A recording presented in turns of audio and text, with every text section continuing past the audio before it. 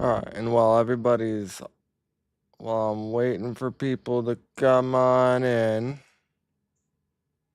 I'm gonna hop on some Elden Ring while I'm waiting for the chat. While I'm waiting for the old Chattanooga. For the old Chattanooga.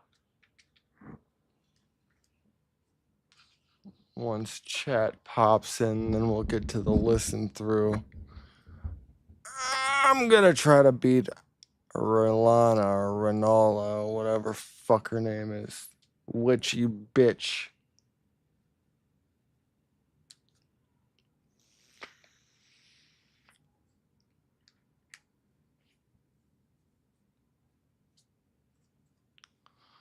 Witchy bitch 3000.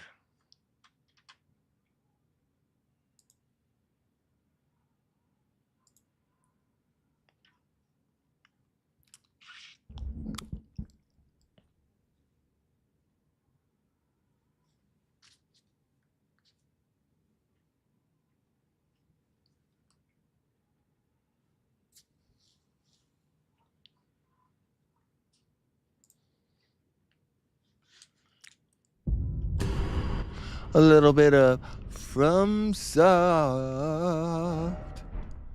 A little bit of me and a little bit of you and a little bit of all of us will have to fucking do when I'm coming through. You come inside my room and then I kick you right inside your kiki dookie-doo. Is this the correct dimension? No. I honestly didn't. I thought I would get like one fight in before we started the listen through. Let me try to fight this bitch one time, and then we'll get to the listen through. Give Sid some time to pop in, and anybody else who wants to hop in the chat. Hop in the old Chattanooga.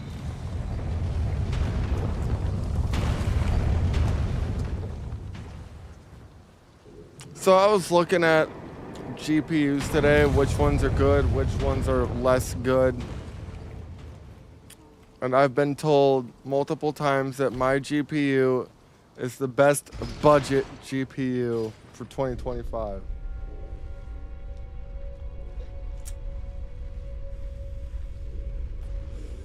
The 5700 XT.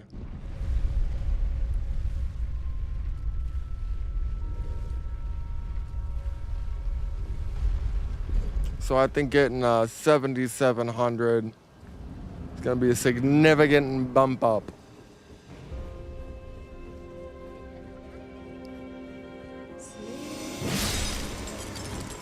Little lies? Fuck you, I like my GPU. It runs Elden Ring smoothly.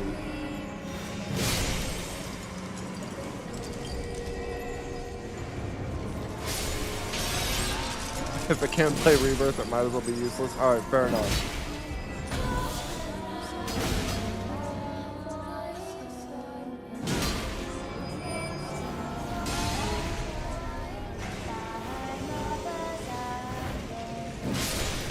Come, sweetings. Time to be born anew. That is why I have my PS5. It's my failsafe. You know how mad I would be if I didn't have a PS5? I still wouldn't have been able to play Rebirth yet. Could you imagine me not being able to play Rebirth because my GPU isn't good enough? Ow!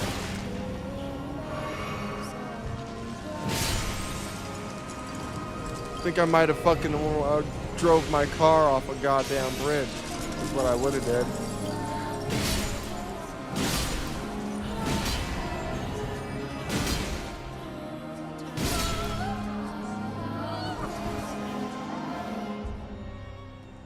I'd have drove my car off the fucking freeway is what I would have did. If Rebirth would have dropped, released, and I couldn't play it because my PC was... First of all, it didn't come out till like a year after it ported to PC.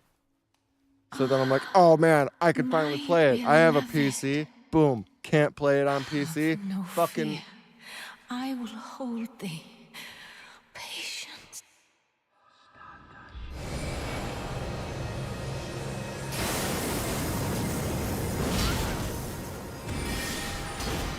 Oh, fuck.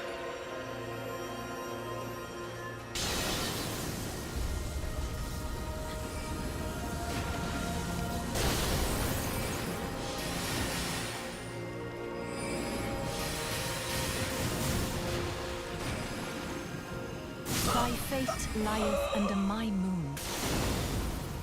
Fuck that. I need one more shot. I need a redemption shot. I need a redemption try. That was bullshit. Dude, I don't know why I'm having so much trouble with this boss. I've literally slaughtered this bitch so fucking easily.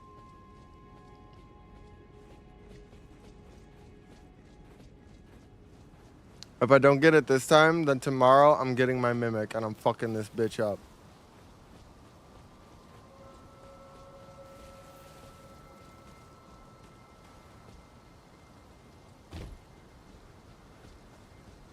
Yeah, I'd still be in fucking Midgar if it wasn't for my PS5.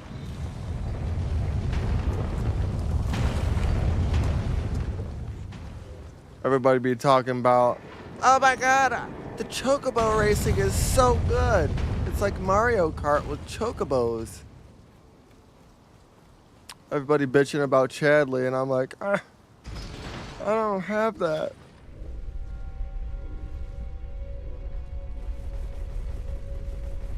So I'm grateful for my PS5. And you know what? My PS5 is gonna get me through part 3 too.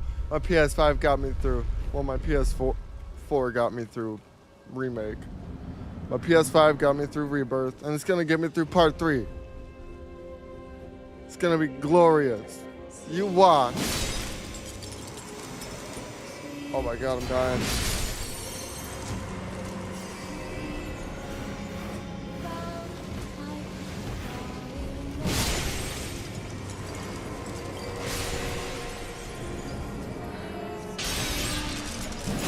Look at them feet.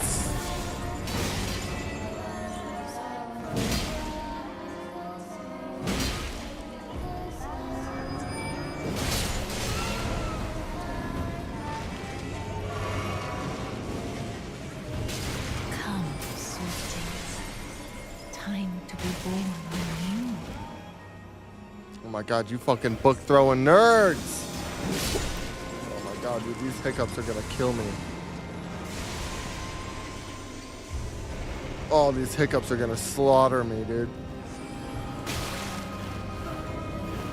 Book tossing fucking nerds.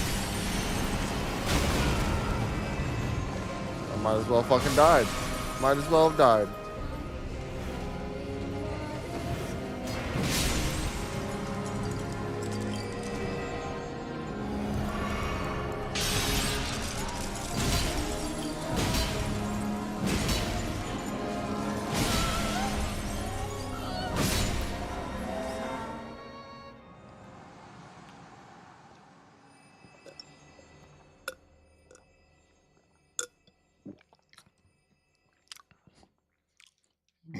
You know, I've tried every possible remedy for the hiccups, and the only one that actually works is chugging a drink.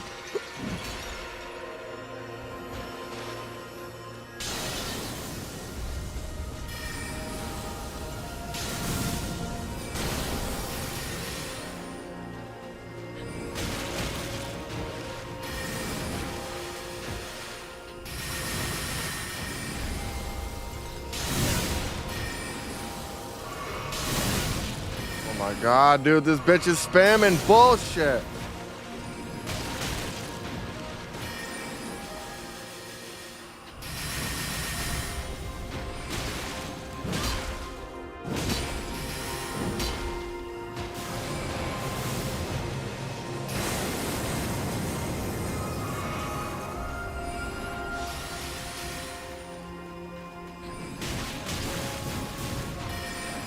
FF7 Remedy? You think so? Alright, dude, I ain't going out without a fucking bang here, dude.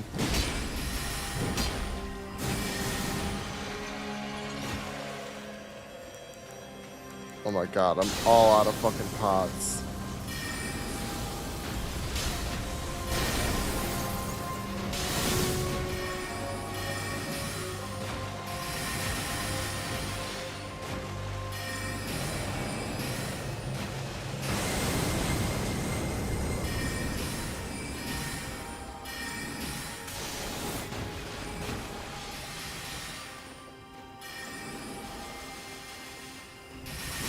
Fate lieth under my moon. Alright, fuck this shit, dude. I'm getting my Mimic tomorrow. Fucking shameful is what that is. It's fucking shameful. Oh my god, I still have hiccups. I'm gonna fucking die.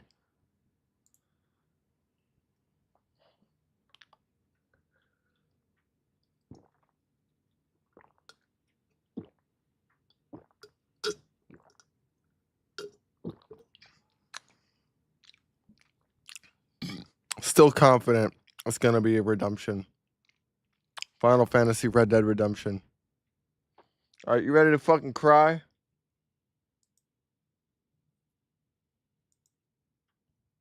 Cry, cry. Eat. It was Gaskin. Denzel had the same feeling he had been wanting to Shut run up. into him all along. Worried you'll catch the sickness? That's nothing but a rumor. I suppose it could actually be true, but right now, just heresy. Besides, you don't eat, you die. If you're gonna die, wouldn't you rather do it on a full stomach? That said, Fair he enough. reached into the backpack, snagged a cookie, and ate it. Still good. They'll only rot if you leave them there. Eat up before they go to waste. Denzel ate a cookie. The sweetness was comforting. He looked down at the bag. Thanks. Gaskin I gave got you. Denzel's hair a good ruffle. He was a different type of person compared to Dad. But the way he ruffled my hair was the same. Is that better? For the next year or so, Denzel was living at that very spot. His first job was to find food among the goods. He made friends right away. They were all children who had lost their parents. That's sad. Gaskin kept making friends too. Shit for brains who aren't happy unless they're using their muscles, as Gaskin put it. Of course, he was affectionately referring to the group that first started burying the bodies. Sometimes Denzel caught himself smiling. He felt he could be his old self again. However, about 2 weeks in, the number of refugees from Midgard dwindled, and no more people died at the terminal. Their role there was just about finished.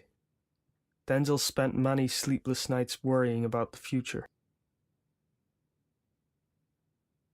A lone man was out walking, as though he were searching for something.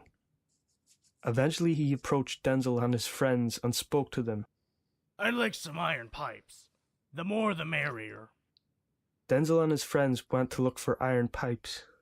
They managed to find lots of them in the debris of Sector 7. I can imagine. The man said his thanks and left.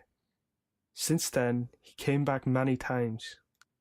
After the third visit, he brought friends with him who were also searching for things. A new town had started to develop on the east side of Midgar. It turned out they were looking for materials to use there. Oh, that edge. Kids agreed to find what they were looking for in exchange for food.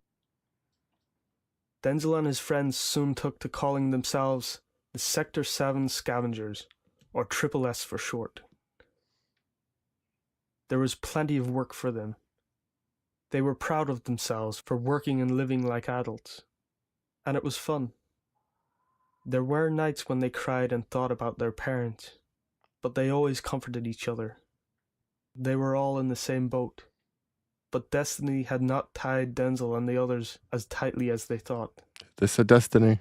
One morning, Gaskin gathered the adults and the kids from the Triple S and suggested they move to the new town and pitch in with the efforts there. Just when they all seemed to reach an agreement, one of the children noticed something. He had seen Gaskin rubbing his chest now and then during his speech.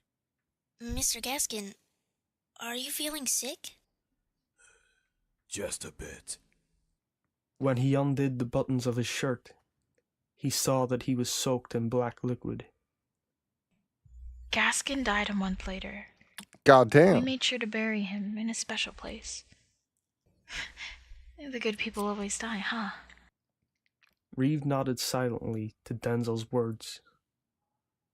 Denzel put the coffee to his lips. He really hated the bitter taste, but he wanted to be able to enjoy it someday, like the adults did. All of the adults had moved on now, but about 20 of the kids stayed behind as the Triple S. They knew about the new town, known as Edge, Okay, and it that is it was Edge. growing in leaps and bounds. They also knew that there was a facility there for orphans, but they were helping with the building efforts right where they were, and got by with Question. That orphanage that's by Aerith's house, that wasn't there in the original, correct? Let me do a little bit of investigations here.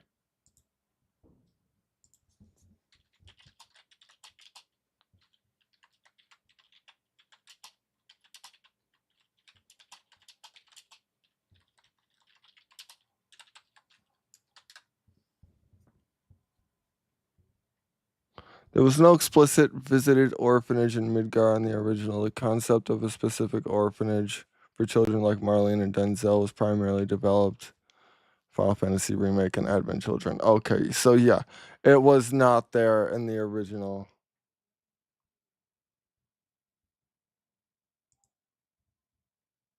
without relying on adults. They saw no reason for them to leave.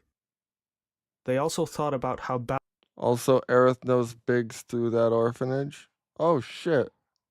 it would look to be called orphaned and needed to be protected. Still, Is that why he got their brought pride back couldn't there stop the new from the town Whispers? progressing.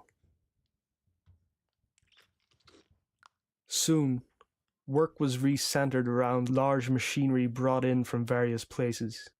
In the time it took Denzel and his friends to carry one short girder, a giant crane could lift an entire house and carry it off.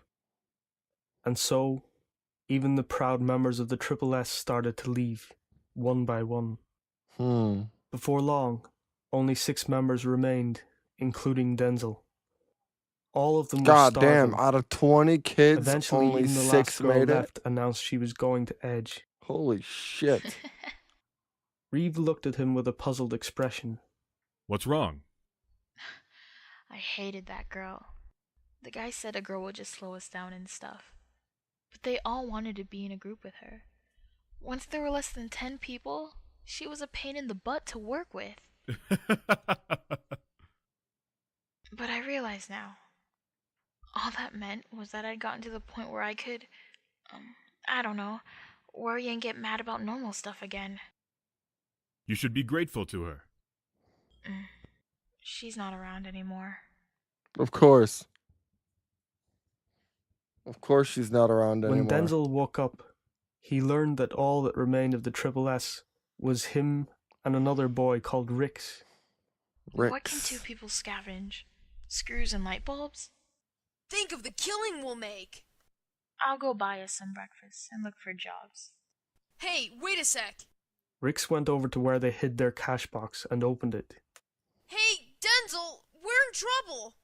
The change that remained in the box couldn't have bought them a slice of bread. The 2 of them sat silently for a while. Rix was the first to open his mouth. We'll just have to live in Edge now. Get food for free. So that's it? Yep, that's it. Suddenly, Denzel recalled something his father had said. Wanna catch some rats to eat? Rats? Yeah. I hear that everybody in the slums is too poor to eat anything but rats. My dad said so. Filthy, gray rats.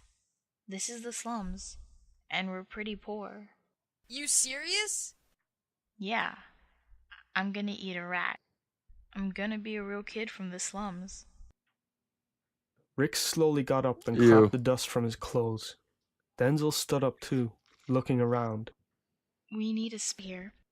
Oh yeah? Do it yourself. Huh? I've been a kid from the slums since the day I was born. Denzel realized his mistake and tried to smooth things over.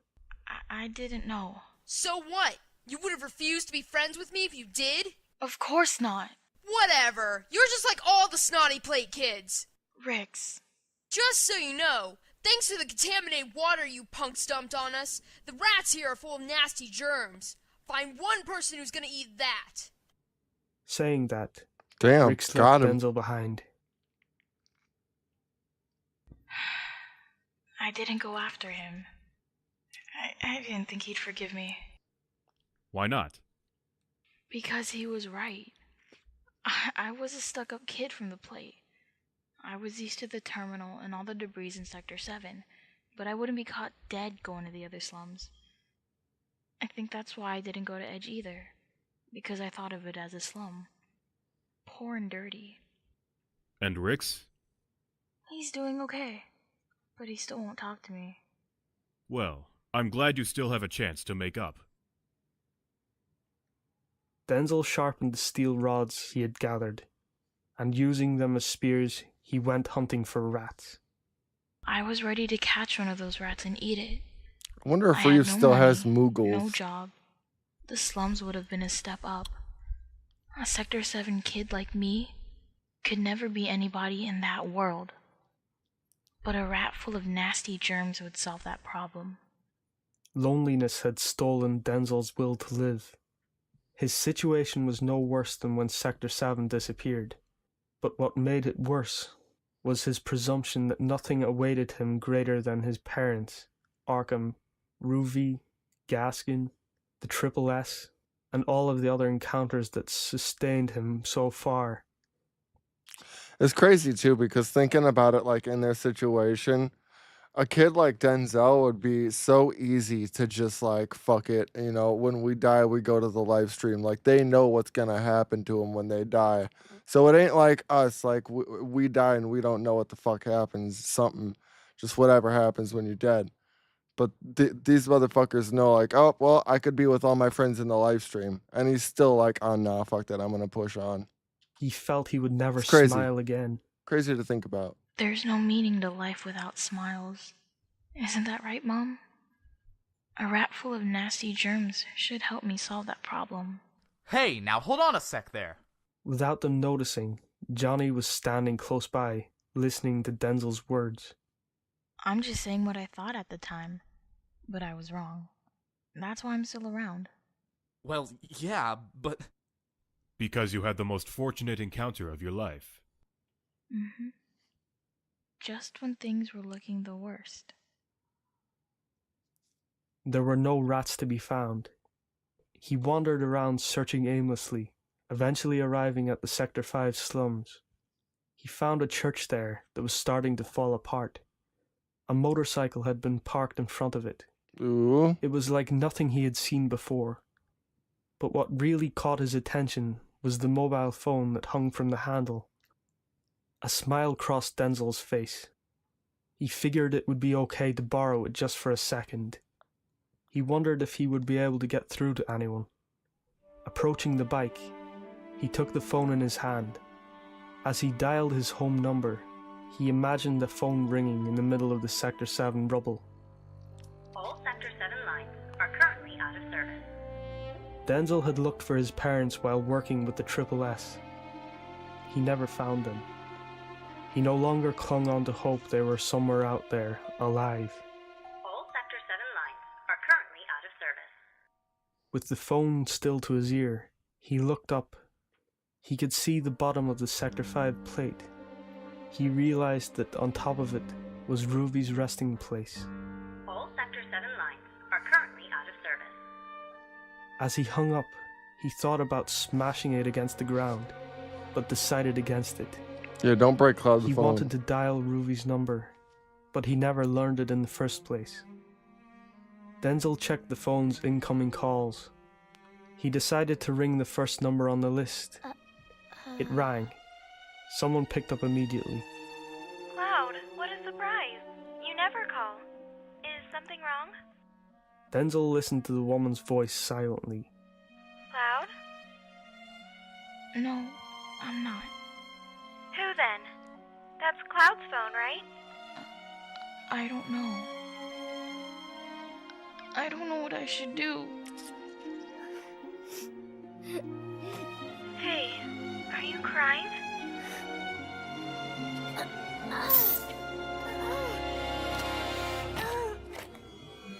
What's wrong? Are you alright? Cloud? Are you there? Cloud? He thought he felt tears flowing down his face. When he closed his eyes and went to wipe them, Never a calls. surge of No, pain I could shot through imagine his that. forehead. The pain caused his whole body to seize, and he dropped the phone. He crouched there as the pain overwhelmed him. He felt the sticky fluid as he held his forehead. Denzel realized he really didn't want to die, but the pain wouldn't go away. All he could do was pray silently. Don't let it be black. Don't let it be black.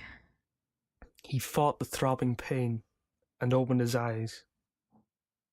His hands were jet black. I don't remember anything after that. When I woke up, I was in a bed. Tifa and Marlene were looking at me. The rest you already know, right? Sort of. I owe my being alive to so many different people. My parents, Miss Ruby, Arkham, Gaskin, my friends from the Triple S, the living, the dead, Tifa, Cloud, Marlene, and of course, I want to be like that for someone. It's my turn to do the protecting. Reeve was silent. Please, sir, let me join. No. No, no! Would you shut up? You're still just a kid! That doesn't matter. Actually, the WRO no longer enlists children. You see? Then why didn't you just tell me in the first place? Well, you see, I just decided, while listening to your story. Children have something only children can do. I want you to do that. What is it? Bring out the strength in us adults. Denzel waited for him to continue, but Reeve stood up, as if to say their talk was over. Oh, one other thing. Denzel looked at Reeve expectantly. He took a handkerchief out of his pocket and waved it about. It had a pattern with lots of little flowers. Thank you for taking care of my mother. Oh, shit. Oh, shit. Ruby was Reeve's mom. Johnny had started to clean up after Reeve left. Denzel looked down at his own handkerchief, which he had set on the table. You know, kid, if you want to fight, you can do it any time you want. You don't need to be in the WRO. Why is that so important to you? Cloud. What about him? He's strong because he used to be in the army way back. I want to be strong like that too. Not true. He's strong because he has Times alien blood. have changed, you know? How? Well, let's see. Say, instead of some guy who swings around a sword, it's a guy who always knows how to take away the pain. Which do you think would be more popular? It's not like I want to be popular though. Denzel remembered all of the hair ruffling and kind words encouraging him. Men and women, adults and children. He would carry them all in his heart for the rest of his life.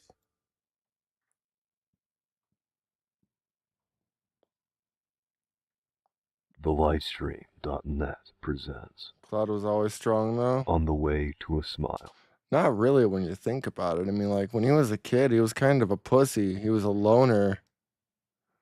He wasn't really, like, he joined Shinra because he wanted to be strong. And granted, he probably had, that rookie strength to get him. He had, I'll give it that. He had the strength to get into soldier, but he didn't have the mental fortitude. That's why he didn't make soldier. But yeah, I'll say he's as strong as he is now because of the alien blood. Case of Barrett. It had been several months since that day. The chosen day. After helping Tifa and Cloud build their home, Barrett entrusted his best friend Diane's orphaned daughter Marlene to the two of them and embarked on a journey. It was a journey to settle the sins of his past. Before departing, he offered several words to Tifa. Fucking Barrett. I'ma be home real soon, Marlene. You look. You just watch. Gets home. I'm leaving, Marlene. Who shouldered the same guilt. Don't just take. Prove you know how to give. He thought doing that would lead her, at the very least, to redemption. But his own words brought him no solace, and Barrett remained unsure of what he was supposed to do. Being with Marlene gave him peace of mind. He felt guilty for putting it off just one more day. He knew he had to leave, even if he had no purpose. Put some space between him and his heart's crutch. Bear himself to the wilds. This was a quick fix departure. For half a year he roamed the world. Other than the geostigma problem, life outside Midgar had turned to some semblance of normality. The only difference was that hardly anyone used Mako. Not a single reactor was operating. At one time, this would have been considered a victory for Barrett and the anti-Shinra movement, but the feeling of being lost overcame any sense of satisfaction. There was no place for a man with a gun grafted to his right arm, except amidst battle and chaos. Take those away. Where do I get to pay for my sins? He felt panicked even. Sometimes he wandered the forest looking for a fight, taking down monsters that attacked. But all the feverish battles would bring was self-loathing. All I'm killing is stress. And every time, Barrett would let out a roar. Ah! It happened when he was walking amongst the crowds in Junon.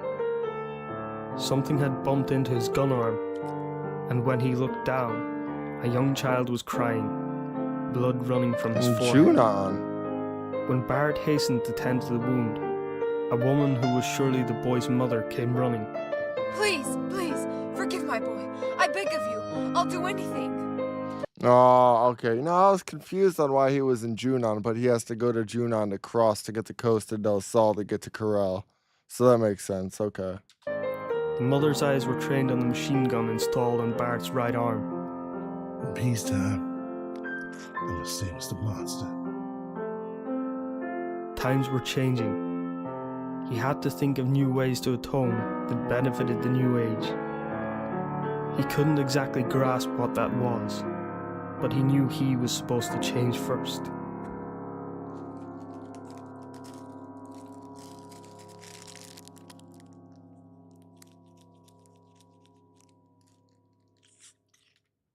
Barrett went to visit Old Man Sakaki, an artisan who once crafted prosthetic arms for him.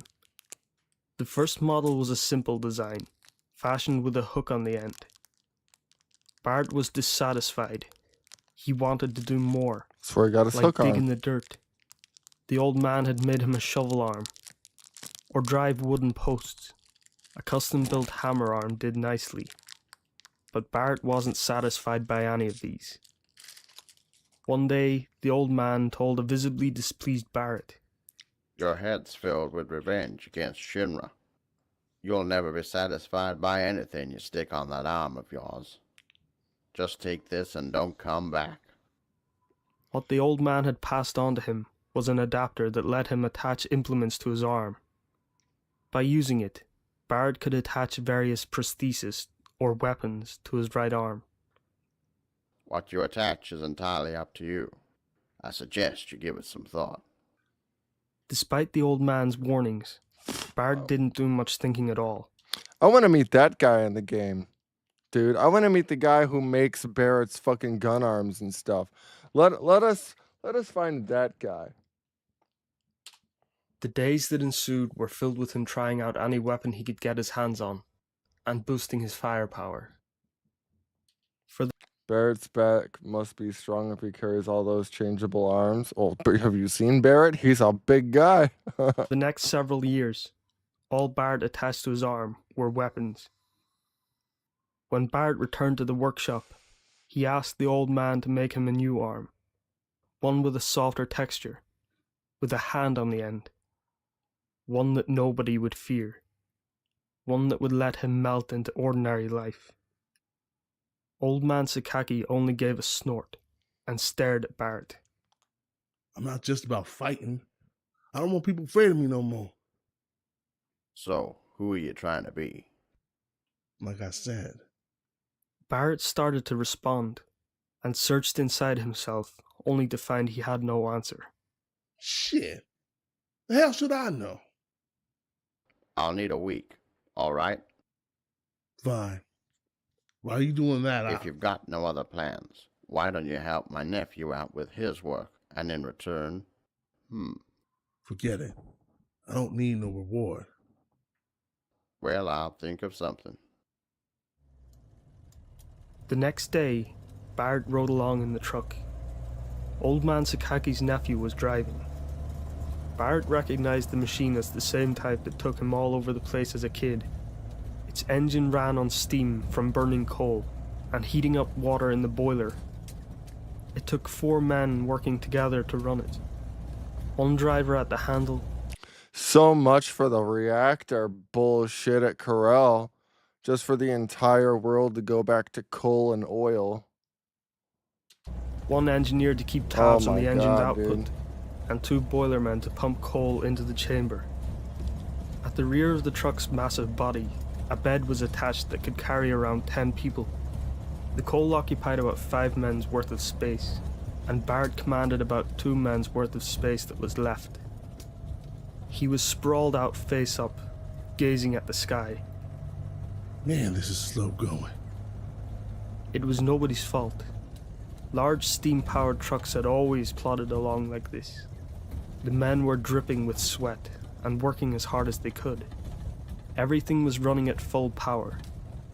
A middle-aged boilerman came out onto the bed for a break. Sorry to barge in while you're pissed, but I gotta take a seat. I ain't pissed, so don't be sorry. You're only pissed enough that the anger's jumping off your skin. Bard sat up and glared at the man. The fuck's your problem? And there you go. I'm right, see? The 2 fell silent for a while. Eventually the boilerman opened his mouth again. You plan to be our bodyguard forever?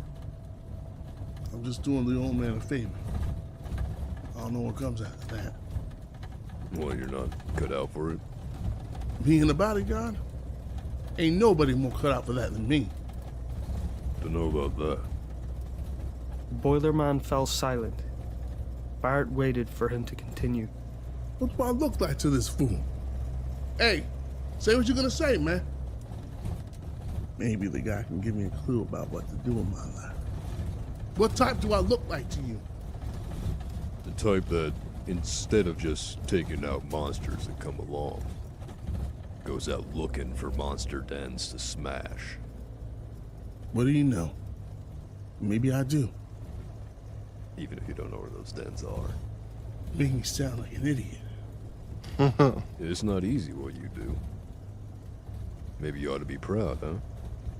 Barrett looked the other man in the eye and laughed. The boilerman returned a puzzled look. Can I hit you up for some advice? Depends on the advice. I want to make up for my sins. That's why I'm on the road.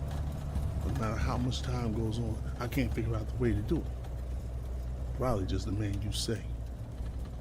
We think a guy like that's got to do to atone. I'd say it depends on the sins. Countless people died because of me. Barrett recalled the time he blew up Reactor 1 with his comrades in Avalanche. Damage far beyond what they'd expected. The city in panic. How his friends kept dying. Citizens he never knew. The Boilerman saw Barrett had fallen silent. You just gotta stand tall and live. That's all. Just keep on trying whatever you think it takes to make amends. I was afraid you'd say that. So what if you don't know where the monster dens are? You get out there and smash them. Maybe one day, you'll get rid of the monsters. Hey! Over there! The Boilerman pointed behind the truck. A small but threatening monster was giving chase. Barrett pointed the end of his right arm at the monster and fired without bothering to get a bead. The creature's body shattered with the rat-a-tat-tat of rapid-fire bullets. Sucks to be a monster today. When Barrett turned to tell the Boilerman not to worry, he noticed the Boilerman's gaze was fixed on his right arm. It was the same look as the woman from Junon. Maybe I'm the monster. You know, man, the monster's den might be somewhere inside of me. The Boilerman wasn't kind enough to answer.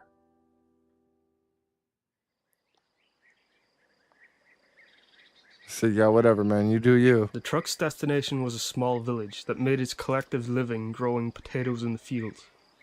One after another, hemp sacks full of potatoes were packed onto the truck bed, which had gone through half the coal since their departure. As he helped with the work, Barrett wondered. Well, they sell these potatoes in town. How much do they go for?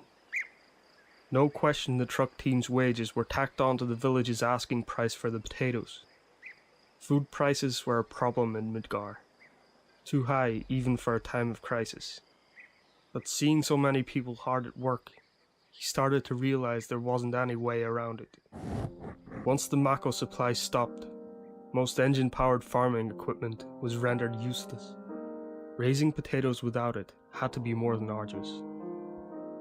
Barrett soon found himself deep in thought. If they can't use machinery, people have no choice but to move their bodies.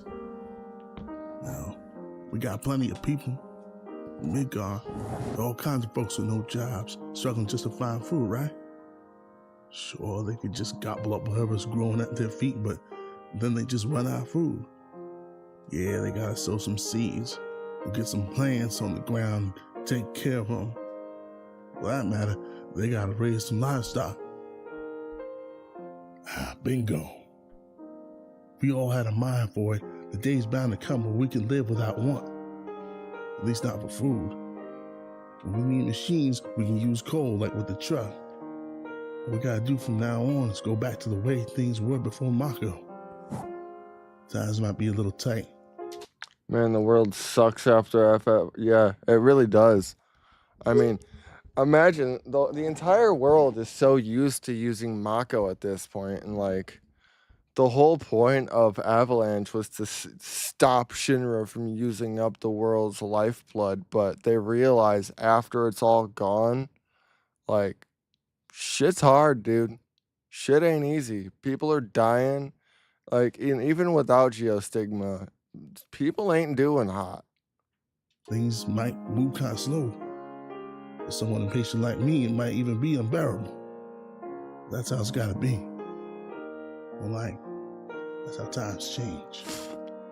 Barrett smiled, pleased with how quickly he arrived at his own idea. Then he got to pondering what he could do. First, he'd attach a hoe to his right arm and start plowing the fields. He'd make the best of his powerful body and do the work of 5 men. But wait, new times call for a new leader. Is that my role? Barrett's thoughts picked up speed. He imagined himself firing off orders, his friends straining to catch each and every word. On it, Barrett. Jessie would say as she flew out of the room, with Wedge and Biggs close behind. But then scenes from his days as Avalanche's leader came to mind, and for a moment, his vision of a bright future changed to deep regret. Damn. There I go again. He glanced around, but no one was looking at him. The whole lot were gathered in front of a house, watching as old man Sakaki's nephew spoke with a middle-aged man who must have been from the village. Barrett stepped forward to listen to the conversation. I haven't got any problem taking your daughter to Midgar, but she looks awful weak. We might not make it in time. The man carried a young girl upon his back, who slumped lifelessly. She was a beautiful girl, but from one arm dribbled a black liquid. Oh shit. Horrid geostigma. So the precursor to geostigma was depression. So would when this all went down, those who were happy-go-lucky still get punished with it? I don't think so. It was more of a you got it if you lost faith and like became depressed and gloom with it. So there's a lot of people who don't have geostigma, and I think those people are the ones who still have faith that things can get better. Like Barrett. Barrett doesn't have geostigma. And an awful case at that. Barrett had walked into the kind of moment he hated most. Right now, there's a crisis in front of you. Can't do a damn thing about it. Barrett knew that even if she went to Midgar, she wouldn't find any decent treatment. Maybe it would be best to hear that. Shouldn't you spend your last days quietly in the village? But saying that would rob father and child of their hope. This is all I can do. Shut up and let matters take their course. Barrett wanted to scream. Wouldn't going to Midgar just be a waste of time? Barrett looked beside him and saw the familiar face of the boiler man, scowling. Probably. Then I'd better tell him. He started to walk toward the man and his daughter. Hold up. But the man wouldn't listen. Barrett went after him, hoping to stop him before his words brought despair to the man and his daughter. You think we should just let her go to Midgar so long as it makes her happy, right? Even if there's no point? Yeah. Well, that's all well and good if you got an airship, but all we got ourselves is a truck. The bed gets hot. It's a hard ride. You know that. What do you do if she ends up dying even sooner because of that? Still, come on, man. Don't worry. I'll be the one to tell him. Maybe I kill her pop's hope, but the girl should be at home for the end. Barrett didn't know if he or the boiler man had the right. He had to think. His mind started to whirl. Again, he wanted to scream, but he held it in. After a time, the boiler man came back without even joining the conversation. She just drew her last breath. What? You wanna hear what her last words were? No, he thought. But the boiler man continued. Please, take me to Midgar. The boiler man clenched his fists. He knew he had been wrong. Ah! Nobody's wrong! Full of rage, he lifted his right arm to the skies.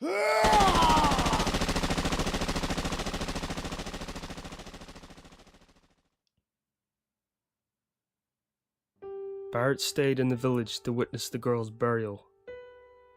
He asked her haggard father if there was anything he could do.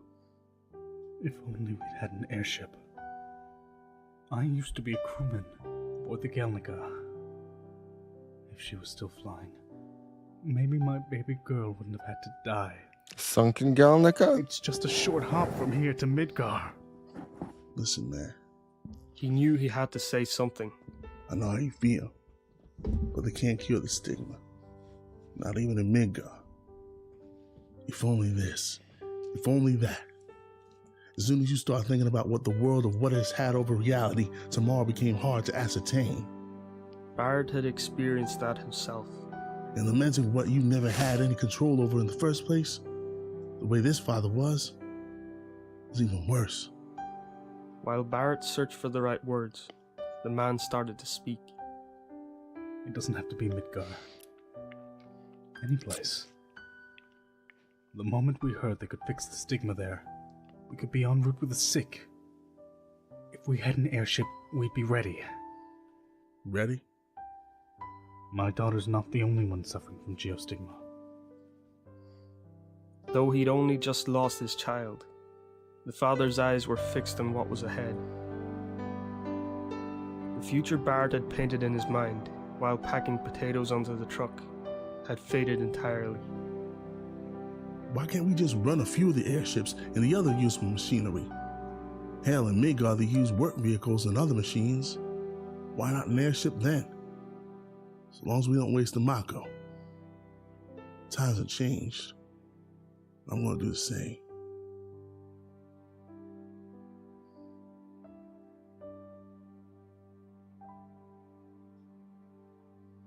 Eventually, they will get an airship. Not far to the east of Rocket Town stretched a desert region where hardly any vegetation grew. Situated there was an oil derrick about 50 meters high, and a small aging refinery built next to it. Several men and women stood beneath the weathered derrick. One of them was Shara, dressed in a white lab coat. Shara! The engineer standing next to her shook his head. It's down 70% since last month. Bad news, that's what this is. So how are things on your end? We're done. Can't say it compares to Mako, but we've managed to take the refining process quite a ways. Knew you'd pull it off. Now, we just need the stuff to refine, huh? The engineer directed his stare toward the ground. Give me 1 second. I'm gonna go make a sandwich.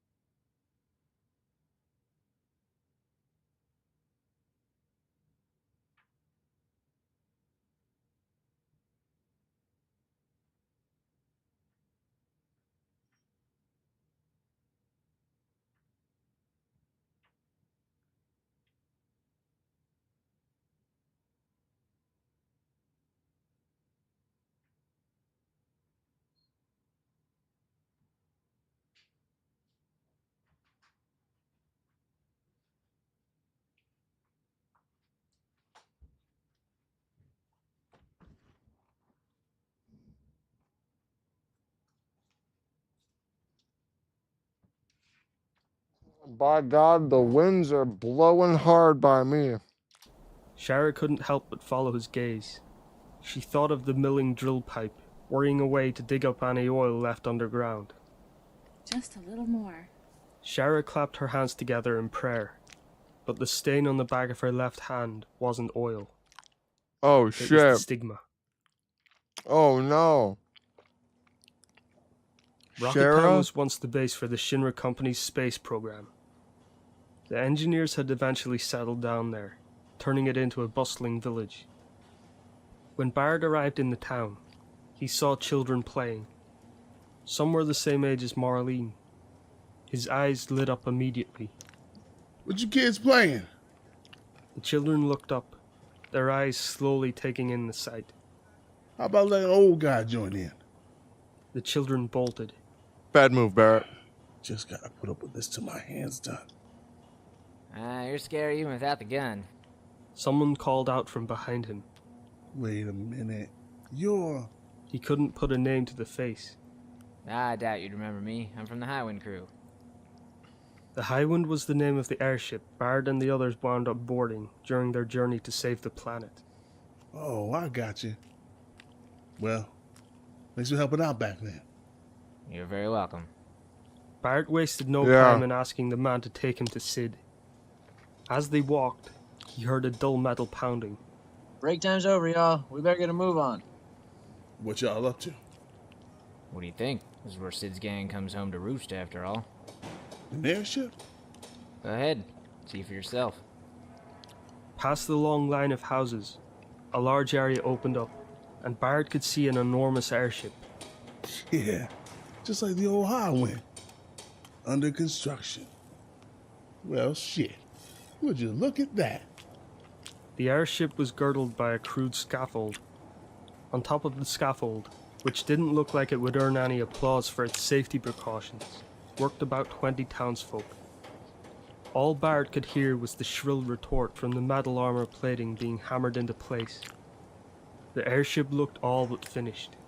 Hey, she's all done. Yeah, but just the trimmings. Take a gander. The man pointed at an empty engine bay. It's because we can't use Mako anymore. That engine's gonna take some time. From out of nowhere came the earth-shaking crash of an explosion. Bart panicked and hit the dirt. Goddamn. Captain's over there. The old comrade laughed, pointing to the garage behind the airship.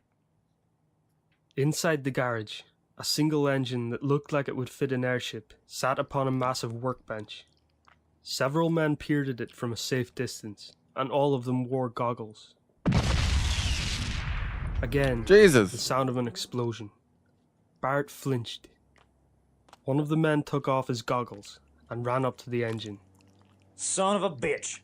Sid leaned in to examine the engine, gnashing his teeth as if he were about to tear off a piece. Goddamn piece of shit! I'm gonna flatten you into last week's scrap! Barrett grinned. He hadn't heard such foul language in ages. He ain't changed one bit, this one. Sid sauntered over to Barrett, spouting profanity with every step. Talk like that, and God's gonna get in your case. God? You haul his ass down here. I gotta have words with him. The two quickly filled each other in on recent events. I left Marlene with Tifa, since she's taken to her and all. Good for you. Whole world's clapping you on the back. So Cloud's with Tifa? Yeah. Tifa opened up a bar just like the old days. Cloud was helping out, but sounds like he got his own business keeping him tied up now. A delivery service. Cloud? Run a business? You can bet it's Tifa kicking his ass into shape. I see. In the end, it's the women who wears the pants. How's Shara? She's about the same. He steered the conversation away by talking about how Red 13 kept dropping by, how Yuffie was teaching the wushu fighting style to the kids in Wutai, and how Vincent had stayed completely out of touch. So, what you need? I'm a busy man. You're building an airship, right? Vincent said, I'm done. Game's over. Y'all do what you're gonna do. I'm out of here. That I am. Would you let me help out? You? What's a tenderfoot like you gonna do? Normally, Bart would offer an enraged retort, but he let it bounce off and told Sid what he'd been through. If you had an airship, man, you'd have all kinds of saved lives in your hands. Like folk with the stigma. If they found a cure somewhere, you could bring them there in a flash. You even fly guys in from all over the place who could treat it. Deliver loads of food. Anything people need to live, you know? Well now, you like to lay it all out. We're talking about using Mako here. You know how much Mako energy it takes to make one short hop with an airship? Hell no. But listen. Bart recounted what he'd been thinking about on his way there. Just can't be greedy. Use Mako when you shorten the planet's life, true enough. But I'm not talking enough to change things down the line. Just a little. Listen to this guy. Forgiving us for just taking what we need to stay alive. Bullshit. What happened to Avalanche's leader? That's what I'm saying. Barrett had nothing to say to that. As far as coming to terms with his past, he thought he'd had his own answer. This guy, when there's plenty of Mako to go around, he's like, well, don't you hear the planet crying out in vain?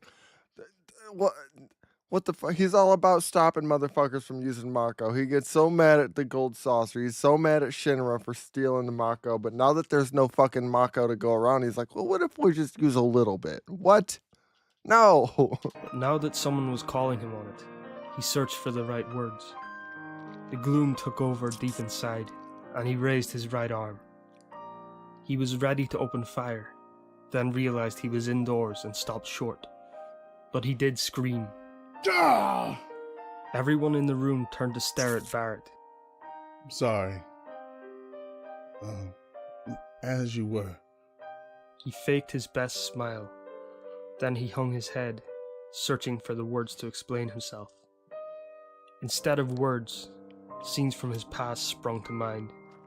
That way too serious look on Biggs, Wedge, and Jesse's faces. Come on, say something. Come on, guys, blame me.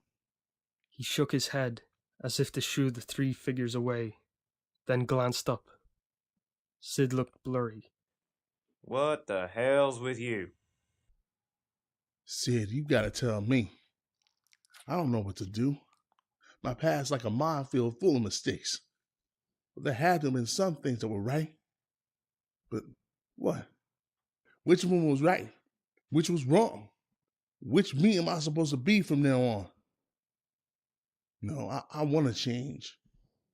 Am I not allowed because of my past? Huh? Am I supposed to keep this gun stock on my arm scaring kids?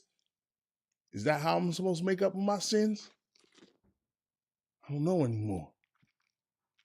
Help me, Sid. What am I supposed to do? In the end, Barrett did open fire on the ceiling, tearing several holes in it. Sid looked up at the ceiling. Well, for starters, you can fix that. Sid sauntered over to Barrett as he worked up a sweat fixing the holes in the ceiling. Out of embarrassment, Barrett chose to ignore him and continued his repairs. Sid sat himself down a short distance away. You calm down now. Excuse me.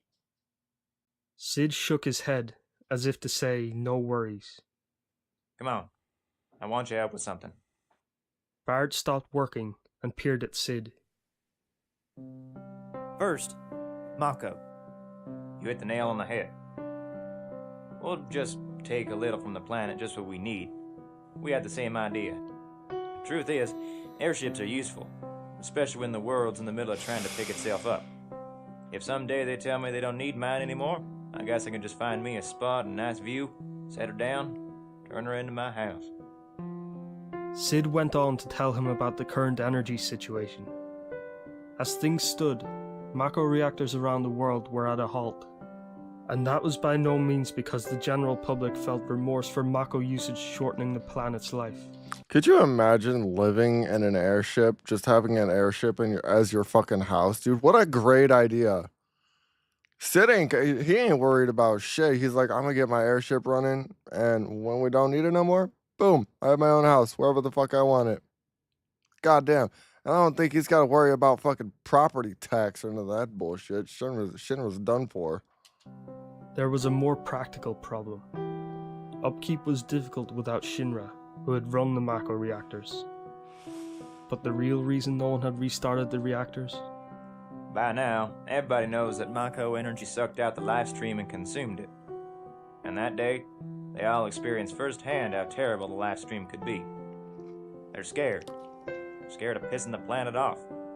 I would Barrett be too. Remembered the sight of it vaporizing meteor closing in on Midgar, just moments before it would have destroyed the planet. The life stream's power was overwhelming, surely far beyond anything man could ever produce. Ain't nobody want to touch Mako with a 10-foot pole. So you saying there's no way to make Mako energy now? Yep, probably not. There's still some Mako left that got sucked into Midgar's reactors and never got used. I don't know, honestly. I think he's probably the only one with an airship at the moment, so they could be, but I don't think there's anybody to tax him. Right now, those Mako reserves power every Mako engine worldwide. Area leaders are managing it and divvying it up to people who they figure need it. Mainly, it's to get machinery running that'll help with reconstruction. Yeah, I know. I was a Midgar. But come on, what's wrong with spinning just one of them reactors now and then? Look at how scary it is. Forgive me, Biggs, Wedge, Jesse. Won't get another drop of Mako out of the ground there. The flow of the live stream's changed. You checked it out? Red told me. If he says so, must be true enough. Barrett was at a loss for words. Was the planet telling them not to use Mako anymore? Now, if we were to throw together a Mako reactor in some other place, that's a whole nother story. But first we gotta find that place, transport all the materials, no telling when we'd finish. Then there's the matter of how to transport those materials in the first place. That's no good at all. Yep. Once those Mako reserves run out, it's all over. The world will revert back to the age of coal. We'll just have to poke along in the good old steam trucks again. Go back to chocobos are the fastest form of ground transportation, thank you, ma'am. Not that that's so bad, really. So you Thank you, ma'am. Quitter. You said we gotta go through life facing backwards. Yeah, we fucked up big time. I know. Maybe it is best we don't go walking down the same path. So what? We just gonna tread water? Why can't we search for another way? Which brings us to oil. Oil? That useless goop. To Barrett, who worked in coal mines, the mention of oil was a surprise. All it was ever good for was burning in lamps. It's only been useless since Mako came along. Truth is, oil was supposed to usher us into a new era. We even had us some respectable technology produce different fuels from oil. Once Mako showed up, the technology was carried over into Mako production. And so, oil had an up and vanished from history. But Sid continued, explaining how he and his team had pulled out old records and located an oil field. Luckily, it wasn't too far from Rocket Town. On site, they found facilities to drill for oil and refine it into gasoline. Half collapsed maybe, but nonetheless. Sid and his companions had restored the facilities to an operating status, but gasoline didn't yield enough power. They needed a more potent fuel. They had persisted in efforts to that end, and at last, prospects for making jet fuel were looking bright. In tandem with that, work was underway to revamp the engines to run on the new fuel, but that wasn't going quite as well. When did you fools ever find the time? After it happened. Right after. Well, damn, Sid. That's incredible. Gotta get to Like work. I said, we had the records. There ain't a speck of new technology. All we did was bring the old tech back to life. Whatever you did, this means the end of coal, don't it? Barrett, having grown up in a coal mining town, had mixed feelings about that. Times change. We just happen to be born on the cusp, that's all. Can't say I feel one way or the other about that. Then how about it? You feel lucky? The coming age is our chance to try all kinds of things. True that. The only unlucky part is... What? With so much to try, we're all gonna run out of time. Ain't that a bitch?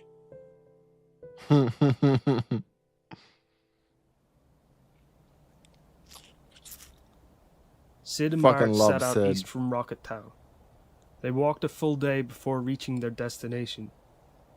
Shara came out to greet the two of them. Yo! Barrett was happy to see her again after so long. She looked like she hadn't changed at all, but Barrett noticed the stigma on her hand right away. She must have sensed it, as she made an attempt to hide her hand beneath her coat. Well, how you feeling? Don't push yourself. Well, we're gonna run out of time. Sid looked up at the oil derrick. It showed no sign of operation. Why the hell isn't We this shut it down this morning. We might have gotten more, but the output had dropped all the way to 10% of when we started drilling. so we had to shut down the pump. Sid slumped his shoulders. The first day it came spurting out, even without the damn pump. We turned jet black from all the oil raining down, laughed our asses off. The planet ain't gonna give us nothing else, huh? That's not true. The planet has all kinds of things in store for us, like coal, oil, mako, you might say. There might even be things we don't know about yet. We'll be okay, as long as we don't misuse them, as long as we don't get greedy. If we're resourceful, the planet must be concerned about us. After all, the life stream that courses through it was once the lives of people who lived right where we stand. Sid and Bart contemplated those words. Shara. She'll always be concerned about Sid. Whether she lives or returns to the planet. Same goes for Sid. The same for me. Shara. After a short time passed, he opened his mouth again. Shara, how's the fuel? Fine. It partly depends on your engine efficiency, but you should be able to fly once around the planet. More than enough for a test flight, I'd say. But what do you think? The engine's not ready. Nothing's working. The end's nowhere in sight. Listen, Shara. What is it? Sid had fallen silent. Bart chimed in despite himself. Sid just wants you to help out with the engine development. Kick his ass into shape, you know? Just because the fuel's all done, there's still heaps of work to do. I know. Shara looked at Sid. I can't throw in the towel yet. Bart needed to say more. And after you build the engine, there's still lots for you to do. Shara answered only with a smile.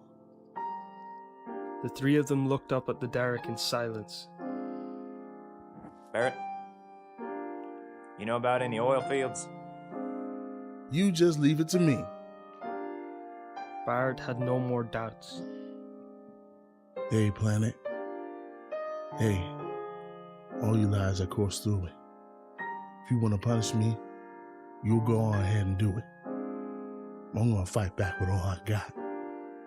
The only ones who get to punish me are the folk who are still living. I'm gonna live, so the living have it tomorrow. When Bart returned to his workshop, Old Man Sakaki held out a new prosthesis, made entirely the way he'd ordered it. The hand was made of wood and had a worn feel to it. It wasn't meant to fit an adapter, but attached directly to the arm. Bart looked at the hand, then at the old man. I still got journeying to do. I gotta find some land that yields oil. I may end up going places nobody else would dare, dangerous places. There's no telling what monsters I'll find. So I still need a weapon, not just to defend myself. I'm not allowed to stop fighting. If my fighting means somebody else doesn't have to, then that's my calling. No, my penance.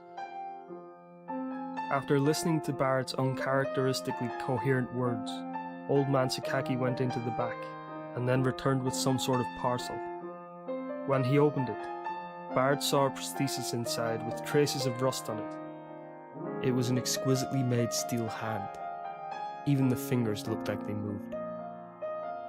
With practice, you could even write with it. How well you do depends entirely upon you. This was to be a payment of sorts for helping my nephew, but since you don't seem to need it, I'll hold on to it. I'm sorry. You went through so much trouble to make it. No trouble. I made it for you years ago. Come pick it up when everything's over. I'll have the rust all polished off. After leaving the workshop and walking for a while, Bart thought to himself. I should have written a letter to Marlene. Maybe I ought to call her too. No. Once it's all over, I'll come back here and write it with that hand the old guy made me. And I'll take that letter back to Marlene myself. He wanted to scream, so at his heart's behest, he did. I'm coming!